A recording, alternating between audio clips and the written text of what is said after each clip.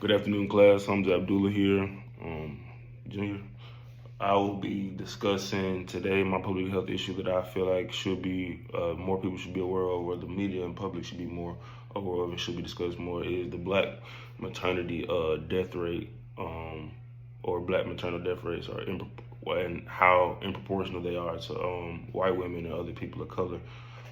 This one really hits home for me personally because I have five sisters, three of which have children. I have one sister with three of my nieces, another sister with two of my twin nephews, and another sister with my other niece. So this really, when I started learning about this topic, it was really a kind of a personal topic for me because, like I said, I have five sisters and all of them had kids. So about this issue, the black maternal death rate, black women are 50% more likely. It used to be 80%, but it's somewhat lower now. Black women are 50% more likely to die during childbirth, as opposed to white women and other women or people of color. The reason being mostly has to do with racism, but I feel to me is negligence and malpractice more. If you listen to stories, I remember when I was first learning about this, around I want to say like 2016 and 2017. I was still in high school. I was around like my junior or senior year. This is right around this time one of my sisters got pregnant with my first niece. So I was very nervous when I learned that she was 50% more likely to pass away during childbirth. Even with me, my mother, I was a C-section child. She had to have a cesarean section with me. And the doctor, she told me the story when I was being born. The doctor came to her and told her, because my head is big, I had a big head, that I was gonna have to do a C-section.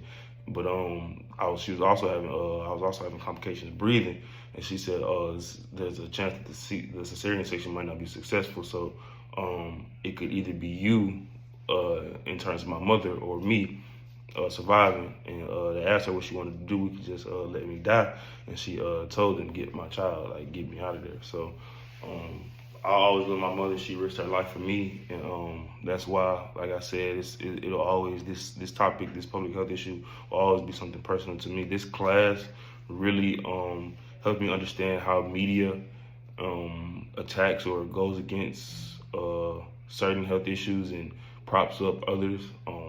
If it's an issue that big pharma or certain conglomerates or corporations can make money off of or profit off of, they're gonna push the issue.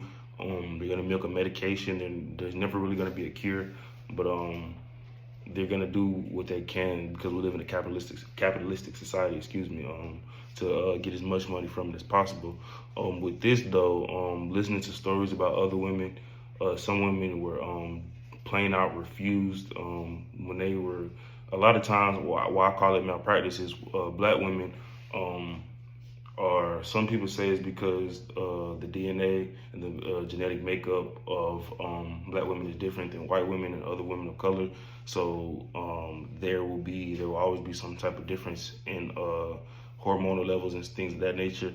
I feel like it's just malpractice and negligence on the nurses and the nurse aides, doctor aides. A lot of women, their stories, if you hear about them when they lose their child or the husband when they lose their wife, it was because that they requested an epidural, or they requested certain medications, or they requested not to have certain medications, and they were still not given, or they were given certain medications. So those types of stories when certain people are just refused certain services, and a lot of black women who are continually get pregnant, who live in poverty communities. I hope I said that word right. Poverty-stricken communities. I say that who are more prone to have children as opposed to their suburban counterparts. So even when you look at that demographic, the medical resources available to them are next to no, and their health insurance situations are 9 times out of 10 not negligible to the situation. So this class helped me, besides understanding how media goes at certain issues and how I can push and prop up this issue when I get a bigger platform. The class has also helped me to understand why certain issues are the way they are. It has helped me to take an investigative, deeper look into public health and health communication as it relates to me and those around me in my community. Because a lot of things we discussed in this class, such as just advertising, drinking advertising, how it's advertised, doing research on that, and sex in the media, sex in the media's eyes. Just doing research on topics like that, it really opened my eyes up to certain demographics and certain niche topics that I really just did not know about.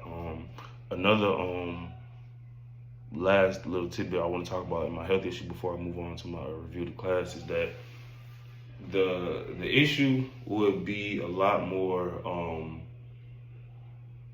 less of an issue because like I said, it was 80%, now it's 50%. It was really something around close to 60, but I said 50%.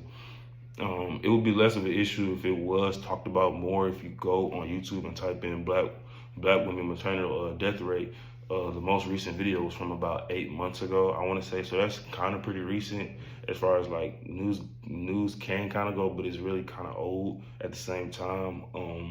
And more ABC News, Good Morning Today, they have all done sections or editorials or like news stories on this topic, but the best way to fix this, in my opinion, is to really hunker down and double down and educate doctors and nurses and surgeons or things of that nature while they're still in college, and bring this up in the college classrooms while they're still getting their degrees, while they're doing the residencies and things of that nature. So it can be a lot more in the archetype, in the original plan of how they go about learning things. So if you include something in somebody's education, then it'd be a lot more, it'd be a lot easier for them to really for it to coalesce for them.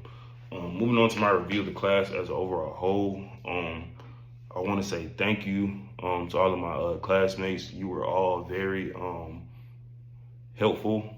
When I watched you guys' videos and saw what you guys read and talked about, and even in response to what I said and what I talked about, it was very iron sharpens iron. So that was very good for me. Professor, thank you for facilitating us to sharpen each other. A lot of the topics you pushed me on, and a lot of your criteria and your rubric is what helped me version and get better as a student and do a lot better research than I've been doing. So I want to thank you for that. And yeah, I had a great time in this class, and hope everybody does well. Thank you.